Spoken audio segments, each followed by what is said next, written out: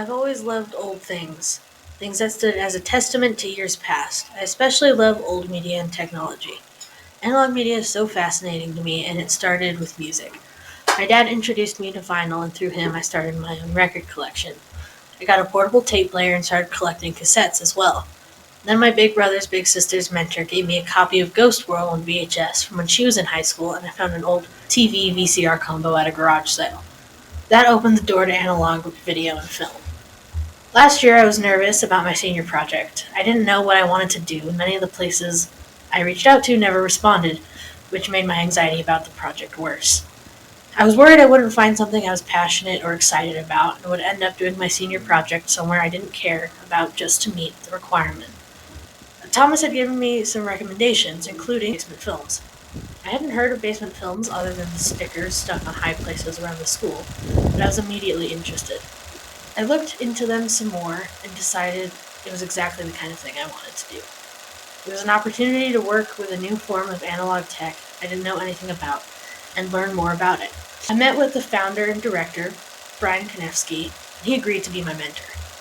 Basement Films is a nonprofit organization that works to preserve analog film and support independent filmmakers and underrepresented forms of media. Basement Films has an archive of over 8,000 celluloid films, most of which were donated by APS in the South Broadway Cultural Center. Basement Films sees the cultural and historical value of these films and understands the need to preserve them, which I find admirable. When I started in the summer, Basement Films was located on the third floor of the UNM Film Building out in Mesa del Sol. Brian had me going through archive kit films to choose the ones that were in the best condition to keep and the others to sell on eBay. I thought this was going to be the majority of my work, and I was cool with that. Brian showed me how to operate the projectors and what to look for when evaluating the quality of the films. I learned a lot about celluloid film and how it works.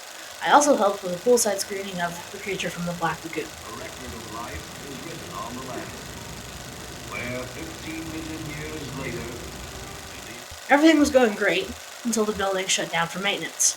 It was only supposed to be for a few months, but then the director of the UNM film department told us that we would have to move out permanently because they wanted to use the space for classes. That created a lot of stress and worry because Basement Films needed a new home, and we weren't sure how I was going to get enough hours. I spent the next month packing boxes of films, and we ended up selling or donating a few hundred films, including all of the duplicates. KB ended up doing a story about Basement Films needing a new home, and librarians at CNM's ATC building saw it and wanted to help. But Basement Film Archives were given a different reason to start packing. Only a couple weeks ago we were told, well, you're not going to be welcome back. They offered Basement Films a place at the ATC library and the opportunity to incorporate our mission with CNM's curriculum. This was a huge relief. We had found a new home, and we didn't have to worry about how to store the archive, and I didn't have to worry anymore about getting enough hours. I helped with the move, assembling film racks and unpacking boxes. During this transition, Basement Films did a lot of other events. We did workshops at Cottonwood Classical, Papa, as well as two here at Amyville that I planned and coordinated. I really enjoyed doing the workshops as it was an opportunity to teach others about film and for them to experience something new. We also did the Albuquerque Museum's January 3rd Thursday event where we showed films from the archive, displayed different projectors, and I ran a mini workshop. Basement Films put on the 17th annual AV show where I helped with setup and rehearsals. I've also been helping get ready for the Experiments in Cinema Festival. It's Basement Films' biggest event where experimental films from around the world are shown and celebrated, and it's been going on for the past 19 years. Since next year is the 20th anniversary, we're making a sort of yearbook, and I'm compiling a list of every artist and film that has been shown in the last 20 years. Doing my senior project with Basement Films has helped me grow a lot as a person. I've become more comfortable in professional settings and communicating and collaborating with other people. I believe and trust in myself more, and I feel prepared and more confident about stepping out of the school world and into the adult world. It can be hard to see your own impact on the community and the world, so I'll let my mentor speak to how I've created change within Basement Films.